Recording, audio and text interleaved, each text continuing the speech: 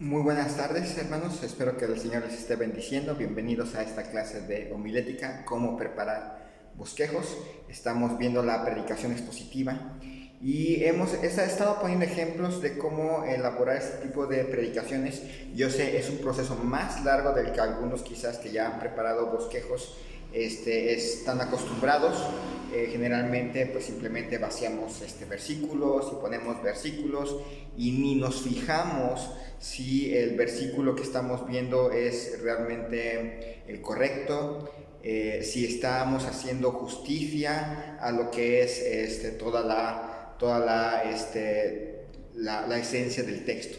Y es muy importante. No se trata de predicar lo que yo creo que la gente necesita, sino lo que el texto dice, lo que el texto dice acerca de la necesidad del ser humano. Pues yo entiendo, es más fácil. A mí me gustaría, siento que necesitan esto, entonces voy a aventarles una predicación temática, eso se puede. O también puede ser, pues les voy a aventar una predicación con el texto con un texto bíblico, y aunque lo saque fuera de contexto, lo voy a predicar para que pues la gente haga algo. Entonces no se trata de eso. Como les digo, este tipo de bosquejos y este tipo de predicación, la predicación expositiva, sí nos ayuda a por lo menos a golpear un poquito más fuerte nuestras ideas y sustituirlas por las del texto. Nos ayuda mucho más y nos lleva a una mejora a predicar lo que la palabra de Dios dice. Entonces vamos a poner un tercer ejemplo. Ya vimos un ejemplo en un libro histórico, luego vimos otro ejemplo en un libro, en un salmo, y hoy vamos a ver un ejemplo en uno de los evangelios. Vamos a buscar ahí en nuestras Biblias el libro de Mateo capítulo 5. Libro de Mateo capítulo 5, versículos 1 al 12. Viendo la multitud, subió al monte, y sentándose vinieron a él sus discípulos, y abriendo su boca les enseñaba diciendo: bienaventurados los pobres en espíritu, porque de ellos es el reino de los cielos. Bienaventurados los que lloran, porque ellos recibirán consolación. Bienaventurados los mansos, porque ellos recibirán la tierra por heredad. Bienaventurados los que tienen hambre y sed de justicia, porque ellos serán saciados. Bienaventurados los misericordiosos, porque ellos alcanzarán misericordia. Bienaventurados los de limpio corazón, porque ellos verán a Dios. Bienaventurados los pacificadores, porque ellos serán llamados hijos de Dios. Bienaventurados los que padecen persecución por causa de la justicia, porque de ellos es el reino de los cielos. Bienaventurados sois cuando por mi causa os vituperen y os persigan, y digan toda clase de mal contra vosotros mintiendo. Gozaos y alegraos, porque vuestro galardón es grande en los cielos, porque así persiguieron a los profetas que fueron antes de vosotros. Vamos a orar. Señor y Dios, te damos gracias en esta tarde por la vida que nos concedes. Te pido, Señor, tu bendición para cada uno de mis hermanos, hermanas que toman el curso, que les sea espiritualmente de provecho, al mismo tiempo que les permita capacitarse más para presentar de una manera más efectiva tu palabra, que sea de impacto para la vida de nuestros ministrados, ya sea en una clase de damas, también puede ser en una actividad de jóvenes, en una predicación en la iglesia, en un curso o estudio bíblico en casa con familiares y amigos. Que nos permitas, en primer lugar, recordar que necesitamos de tu poder, de la obra del Espíritu Santo a través de nosotros, pero también que nos ayudes a prepararnos de una manera más efectiva. Te doy gracias por todas las bendiciones que tú nos das, y te pido esto en el nombre de Cristo Jesús. Amén. Muy bien, con esto en mente, vamos a ir a lo que es nuestra hoja de práctica. Más adelante les voy a mandar, ya a estas alturas les voy a mandar una hoja de práctica para que puedan hacer su siguiente bosquejo de esta forma en que lo estamos elaborando. Y si se fijan, van a notar en los 3 videos de los 3 ejemplos que sigo una misma forma de cómo empezar a estudiar el pasaje. Después de estudiar el pasaje, hago ya mi bosquejo. No hago mi bosquejo antes de haber estudiado el pasaje. Muy importante a la hora de predicar y a la hora de presentar textos es estudiar los pasajes. Si va a ser temática, que es posible, lea el contexto del pasaje que va usted a agarrar para su tema. Quiere hablar acerca de amar al prójimo y agarra y toma un versículo, encontró un versículo que habla acerca del amor al prójimo. Aunque sea muy obvio, trate de leer el contexto para que sepa de qué esté hablando. Entonces, vamos ahí a pensar en nuestro pasaje.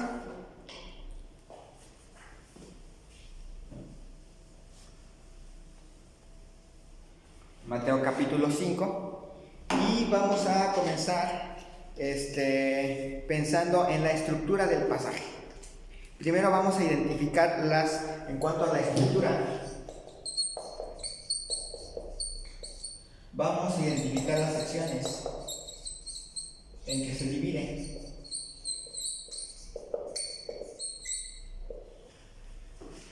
Obviamente de Mateo capítulo 5 versículos 1 al 11 usted podría sacar una predicación de cada versículo, la verdad. Podría hablar acerca de la limpieza del corazón, podría hablar de la justicia, del hambre y sed de justicia, podría hablar usted acerca de los misericordiosos. Lo puede hacer, pero es bueno ver el contexto para que no agarre bienaventurados los de limpio corazón y se vaya por algo que el texto de entrada no dice. Bienaventurados los que tienen hambre y sed de justicia, y empieza a agarrar un camino va a ser una predicación temática acerca de tener hambre y sed de justicia, pero se va por una carretera que el texto no dice que se fuera por ahí, y termina predicando algo que el texto no dice, o que el texto no enseña, y crea un problema más grande. Identificamos las secciones. Ustedes se fijan, hay una introducción. Viendo la multitud subió al monte, y sentándose vinieron a él sus discípulos, y abriendo su boca les enseñaba diciendo. Nos coloca en qué momento y a quiénes les está hablando. Entonces viene una introducción.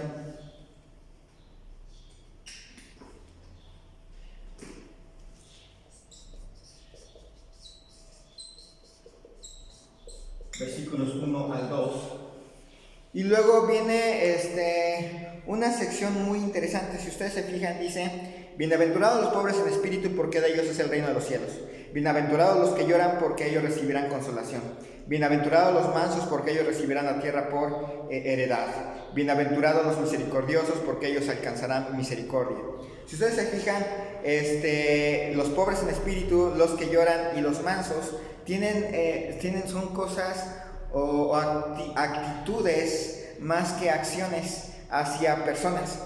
Tener misericordia de alguien ya es una cosa diferente. Entonces podemos ver una primera sección de bienaventuranzas sobre los pobres en espíritu, los pobres, los que lloran, y los mansos. Versículos 3 al 5. Ahorita vamos a ver hacia dónde nos lleva básicamente. Luego dice: bienaventurados los misericordiosos, porque ellos alcanzarán misericordia. Bienaventurados los de limpio corazón, porque ellos verán a Dios. Bienaventurados los pacificadores, porque ellos serán llamados hijos de Dios. Actitudes a la vida, actitudes hacia personas, encontramos aquí. Entonces,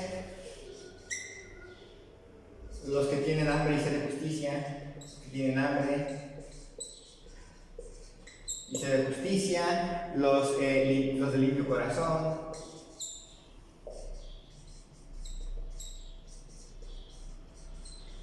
y los pacificadores.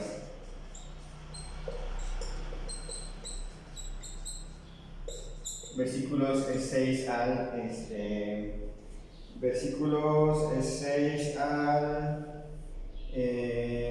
10. Y luego bienaventurados, al 9 me parece. Al 9. Y Y luego, bienaventurados los que padecen persecución por causa de la justicia, porque de ellos es el reino de los cielos. Bienaventurados sois cuando por mi causa os vituperen y os persigan, y digan toda clase de mal contra vosotros mintiendo. Gozaos y alegraos, porque vuestro galardón es grande en los cielos, porque así persiguieron a los profetas que fueron antes de vosotros. Entonces, no se va a ver, pero hasta abajo, la siguiente sección, los que, diríamos, los que padecen persecución.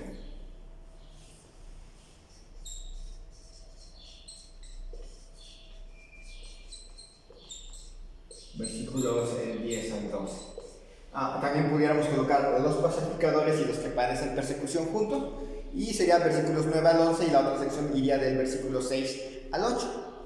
Entonces, si ustedes se fijan, hay una gran distinción entre lo que es los pobres, los que lloran y los mansos, que tienen que ver con una posición delante de Dios, un reconocimiento de posición delante de Dios. Y luego vienen los que tienen hambre y sed de justicia, los de limpio corazón, los pacificadores y los que padecen persecución y que se gozan, que tienen que ver con la reacción o la consecuencia de la primera posición. Es decir, si no se es pobre en espíritu, si no se ha llorado, y ahorita vamos a ver a qué se refiere, y si no se, si no se ha llorado y si no se... si no se es manso, no puede pasar a ser misericordioso, no puede pasar a tener limpio corazón. Y cuando hablamos de tener hambre y sed de justicia, va a tener que relacionarse con lo primero antes que con alguna cosa de nuestra justicia personal. Entonces, ¿cuál sería el énfasis del autor dentro de la estructura? Dentro de la estructura, prácticamente lo que nos está diciendo es que lo que somos ante Dios va a definir lo que hacemos y cómo reaccionamos.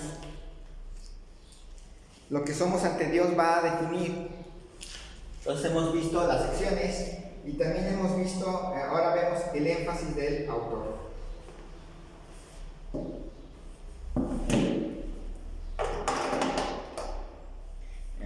Perdón, es un poquito raro, estaba tratando de corregir. Alguien me había comentado que tener el teléfono en cierta posición causaba problema, pero bueno, voy a probar cómo se ve en esta posición. Está pegado el teléfono ahí en el atril, está ahí pegadito con pegamento.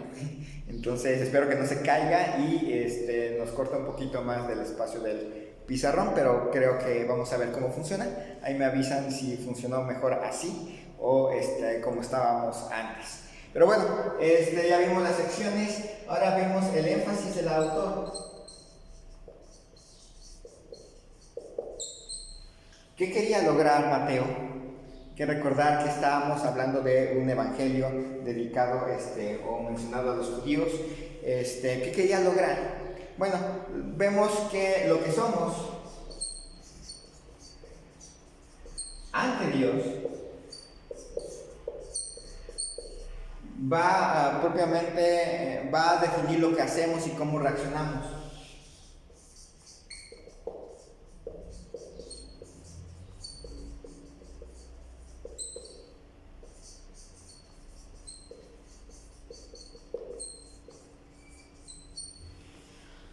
Aún como cristianos podemos tener ese pequeño gran problema cuando no tenemos una noción correcta y bíblica de quién es Dios y cuál es nuestra posición ante Dios y nuestra responsabilidad ante Dios o lo que sea ante Dios. Tendemos a actuar de una manera equivocada, a actuar de una manera no bíblica. A veces nos sucede pensando, por ejemplo, en las bienaventuranzas, cuando no notamos que nosotros solos estamos en quiebra espiritual, que nosotros sin Cristo estamos en esa quiebra espiritual, no lo notamos y no hacemos énfasis por ahí. Cuando llegamos a bienaventurados que tienen hambre y sed de justicia, terminamos enseñando o terminamos pensando que hay una bienaventuranza en desear ser justos y ser buenos y hacer el bien, cuando no nos damos cuenta que en realidad se trata no de nuestra justicia, porque nosotros no somos buenos, ni antes de recibir a Cristo, ni después de recibir a Cristo. Nuestra posición es en Cristo. Entonces necesitamos tener hambre y sed de justicia de Cristo aplicada a nuestra vida, no de nuestra propia justicia tratando de tomar control de nuestra existencia, porque eso produce legalistas, gente que cree que se porta muy bien y que merece los grandes elogios de Dios, o nos va a producir gente que pues siente que nunca va a alcanzar la justicia de los otros hermanos que se portan bien, así que mejor se retira y ya no quiere saber nada de la iglesia. Ese es el fruto de querer enfatizar la justicia personal por encima de la justicia de Cristo. Entonces, lo que somos ante Dios va a definir lo que hacemos y cómo reaccionamos. Tenemos que encontrar después de esto pensar en el método para construir nuestro bosquejo. Ya vimos las secciones en que se divide, más o menos podemos notar el énfasis del autor, y ahora pasamos al método.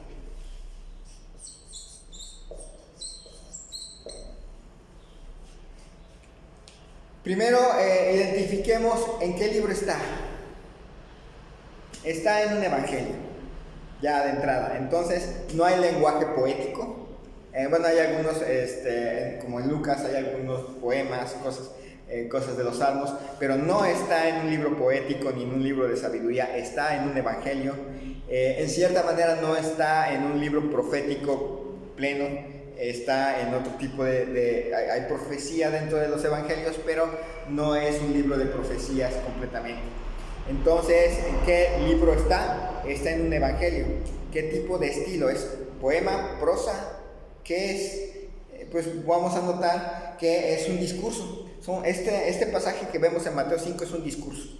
No es un poema, no es un relato donde y después fue caminando y pasó de aquí para allá y luego había unos arbolitos aquí, lo que sería un relato propiamente. No, está hablando. De repente llega nuestro Señor Jesucristo, se sienta y comienza a enseñar. Así que lo que tenemos aquí es un discurso. Entonces hay que tratarlo como discurso, no podemos tratarlo como un relato histórico, no podemos tratarlo como un poema, ni como una profecía. Tenemos que tratarlo como lo que es un discurso de nuestro Señor Jesucristo, y así tenemos que ir avanzando a lo largo de las bienaventuranzas y del resto del Sermón del Monte. Prácticamente fue dicho en una sola sentada propiamente. Entonces es un gran discurso. Entonces, con esto en mente ya tenemos la estructura, y después de hacer la estructura pasamos a la siguiente fase de nuestro estudio. Ya vimos la estructura del texto. Ahora preguntándonos el contexto. Vamos a pensar un poquito en el contexto.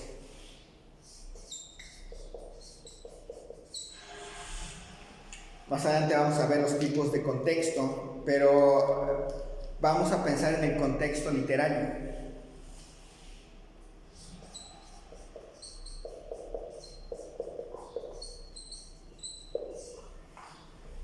En el contexto literario, acuérdense, es qué pasaje está antes y qué pasaje está después. Ver el contexto del texto. ¿Se acuerdan? Si ustedes se fijan, Mateo capítulo 4, que es el capítulo que antecede al capítulo 5. Mateo 4 viene hablándonos, empieza con la tentación de nuestro Señor Jesucristo, luego sigue empieza el ministerio de Cristo propiamente, y viene el relato inmediato al Sermón del Monte. Viene Cristo predicando en Galilea y nos empieza a relatar cómo se difunde la fama a causa de los milagros que realiza y cómo lo comienzan a seguir. Y antes de que continúe otra cosa, Cristo se sienta y empieza a enseñarles. Luego, el texto de Mateo 5, 1 al 12 sigue el versículo 13 y en adelante, que nos habla de la sal de la tierra, nos habla de la luz del mundo, de ser testigos, de cómo debe ser nuestra justicia, pero viene después de Mateo 5. Entonces no se puede ser, como diríamos, tener una justicia elevada sin antes haber pasado por las bienaventuranzas. Recuérdelo eso, no se puede inclusive orar de una manera correcta, no se puede dar buen fruto si antes no se pasó por las bienaventuranzas. Ese es nuestro contexto literario. Entonces cuando usted en la tarea haga el contexto literario de un pasaje, va a buscar qué texto está antes, qué texto está después, y eso le va a ayudar a más o menos, eso le debe de ayudar a entender qué está diciendo su pasaje. Porque si usted no lee antes y no lee después, a lo mejor su pasaje, cuando usted lo predica, está fuera de contexto. Está usted hablando de algo que el pasaje no dice, porque los pasajes están ahí no para ver cuáles cazamos para predicar, sino están ahí con propósito. Entonces recuerde eso. Entonces, ya que tenemos nuestro contexto literario, pasamos a nuestro contexto histórico.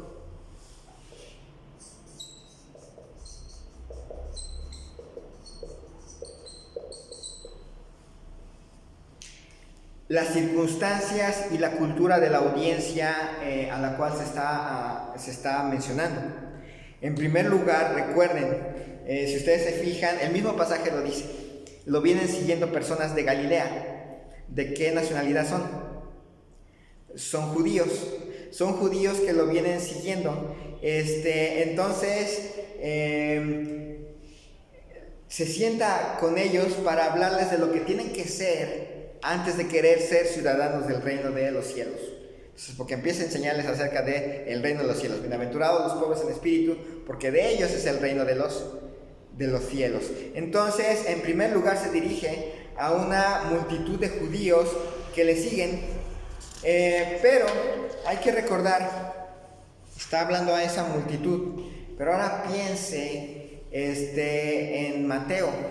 Mateo está escribiendo, y Mateo le está escribiendo a un auditorio en particular.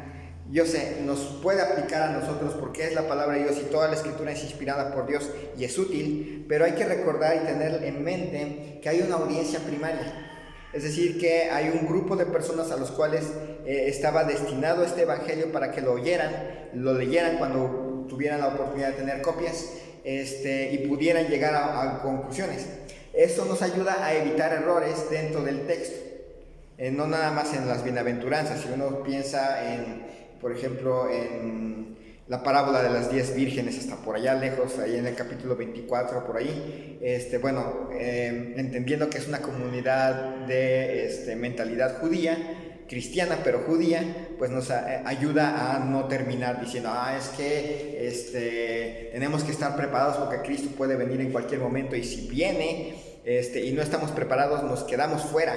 Entonces tenemos que tener nuestras lámparas encendidas, etcétera. Implica que usted no ha recibido a Cristo y se va a quedar fuera. Eso es en primer lugar. Y en segundo lugar, no tiene nada que ver con eso. No tiene nada que ver con la iglesia y con gente de la iglesia que queda fuera. Porque nadie de la iglesia, nadie verdaderamente cristiano se va a quedar fuera cuando Cristo venga. Bueno, ese es el contexto histórico, y viene el contexto bíblico.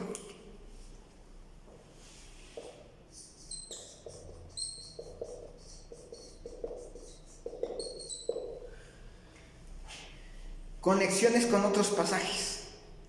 De entrada, Mateo 5 tiene un pasaje paralelo, no sé si ya se fijaron. Lucas 6, 20 al 26 es el pasaje paralelo de Mateo capítulo 5, versículos 1 al 12. Le recomiendo que lo lean. Si van a hablar de las bienaventuranzas, que lean el pasaje paralelo. Siempre los pasajes paralelos, cuando hay pasajes paralelos, especialmente en los evangelios, el pasaje paralelo a veces nos da luz de lo que está pasando en el pasaje que estamos leyendo y que queremos predicar. Además, si ustedes se fijan en sus concordancias, si su Biblia tiene notitas al pie donde vienen versículos, van a encontrar un sinfín de relaciones. Van a ver, por ejemplo, Isaías 61:2, que habla de que viene el tiempo de consolar a los enlutados, hablando de bienaventurados los que lloran porque recibirán consolación. Luego está un salmo, hay salmos, Salmo 37:11, se relaciona con el hecho de que Dios va a dar a los mansos la tierra por heredad. Isaías 55:1 y 2 recuerdan la invitación a Dios de llegar a Él a todos los sedientos y hambrientos, y por eso viene la bienaventuranza, bienaventurados que tienen hambre y sed de justicia.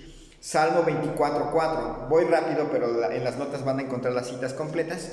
Salmo 24:4 nos habla de la limpieza de corazón, de acción y en el corazón. Primera de Pedro 3:14, que se escribiría años después que Mateo, Pedro recordaría esta bienaventuranza al escribir su epístola. Segunda de Crónicas 36:16, también es un recordatorio de que los antepasados israelitas hicieron contra los profetas y el costo que tuvieron que pagar. Y Hechos 7:52, Lucas escribiendo años también después, hablando de que Esteban también recordó estas palabras de cómo lo estaban matando, cómo recordó estas palabras a los judíos cuando estaba a punto de morir. Entonces, el contexto bíblico es notar si hay pasajes que se relacionan con su pasaje, sea las bienaventuranzas, sea alguna parábola, si hay pasajes paralelos, sea otro pasaje. A lo mejor no viene en sus notitas al pie, pero usted al leerlo se acuerda de otro pasaje que tiene que ver con su pasaje, léalo. Yo sé, uno dice, pero hermano, la clase es mañana, y si me pongo a leer tanto, no me va a dar tiempo. Bueno, lo barato sale caro. Si usted dice, no, nada más leo lo que voy a dar y ahí lo presento, puede presentarse algunos serios problemas. Puede terminar diciendo una herejía, o puede terminar diciendo algo que la Biblia en general no aprueba o no dice, o que su pasaje no dice, y termine con problemas. Por ejemplo, una maestra de niños puede hablar de Moisés, y cómo metieron a Moisés en una cestita en el río, y cómo Dios guió a la cestita hasta la princesa, y sale el bebé y toda la cosa, y empieza la maestra, y así es como Dios cuida a los niños, Dios protege a los niños, los cuida y los protege, y de repente un niño por ahí, maestra, ¿y qué pasó con el resto de los niños que los egipcios atraparon? ¿Los mataron?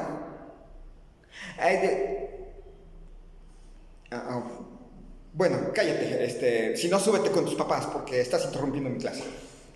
Puede pasarles eso, que viene un texto y que hay un niño que a lo mejor tienen niños genios, y llega un niño genio y empieza a leer y empieza a notar que el texto no tenía que ver con cuidar niños, con el cuidado que Dios tiene hacia los niños. Tiene otro propósito ese pasaje, y los niños que estaban ahí, que fueron matados propiamente por los soldados egipcios, por la gente egipcia, fueron ahogados en el río, y Moisés se salva porque hay un propósito específico.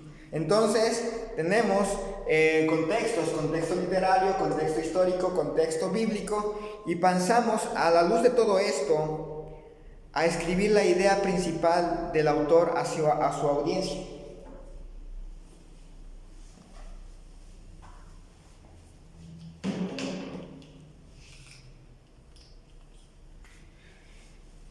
La idea principal.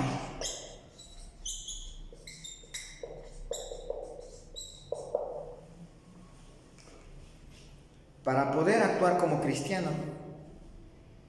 primero se tiene que ser cristiano.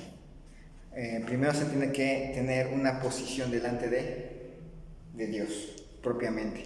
Entonces no se puede ser misericordioso sin antes haber sido pobre en espíritu. No se puede gozar y alegrarse en la persecución sin antes realmente haber creído en Cristo. No se puede ser misericordioso, no se puede tener hambre y sed de justicia sin antes haber pasado por ser pobre en espíritu y haber llorado y haber sido manso.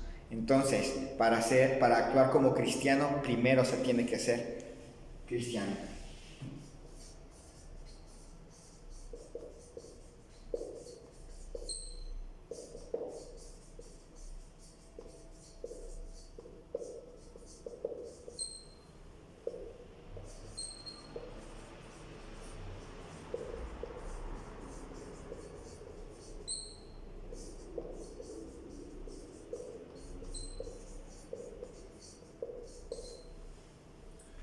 Entonces, básicamente es encontrar cuál es la idea central. ¿Qué quería hacer?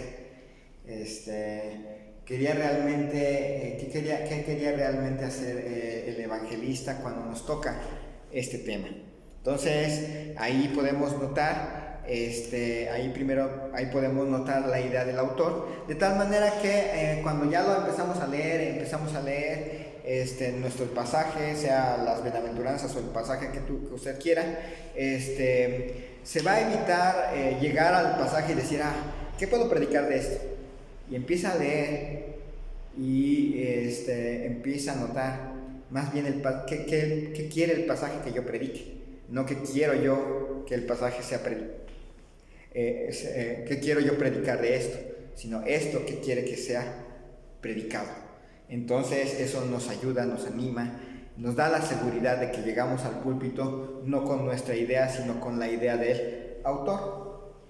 Ya que tenemos la idea principal del autor, pasamos a buscar cómo se conecta mi pasaje con el Evangelio.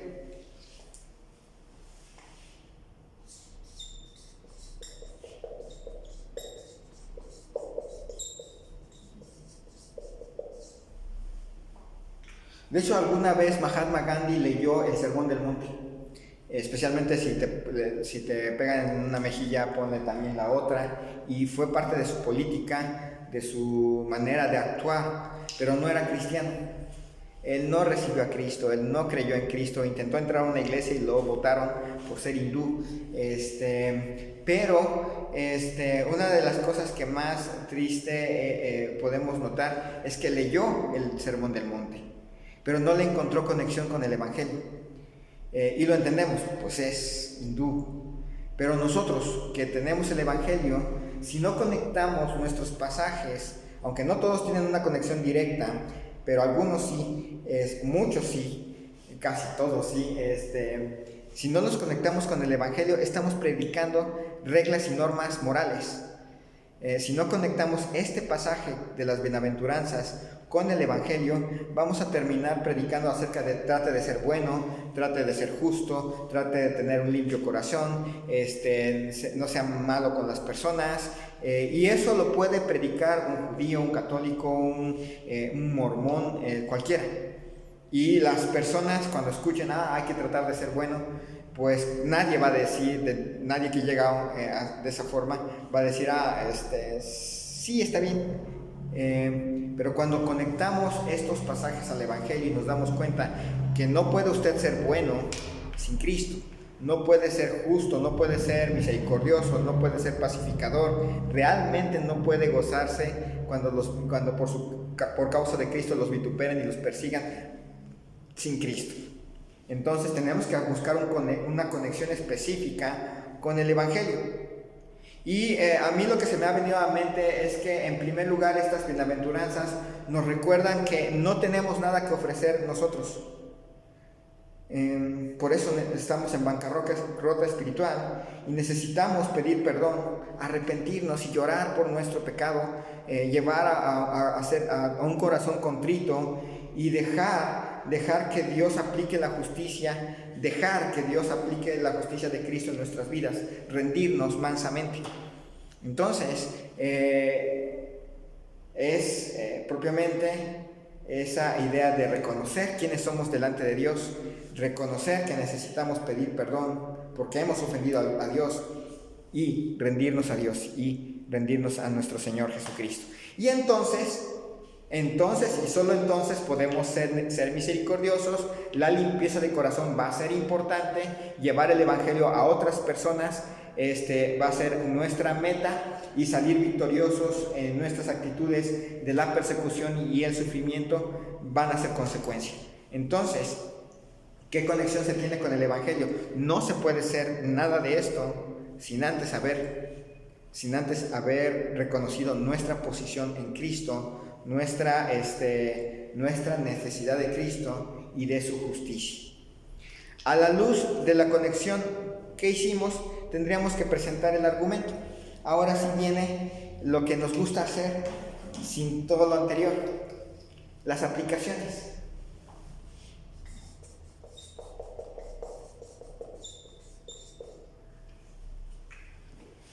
Para los no salvos y para los salvos, Dios nos muestra a nosotros nuestra posición delante de Él, nuestra necesidad delante de Él, antes de transformar nuestra vida.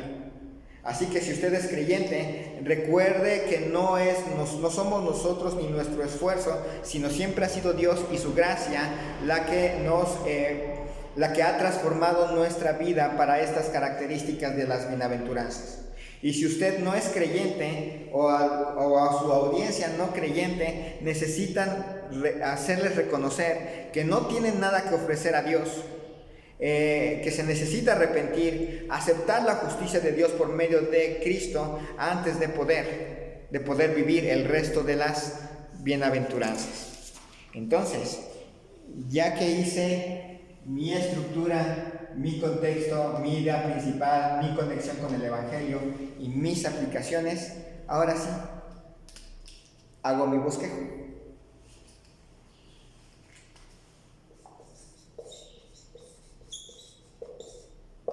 En las notas que les dejo, ahí viene el bosquejo completo.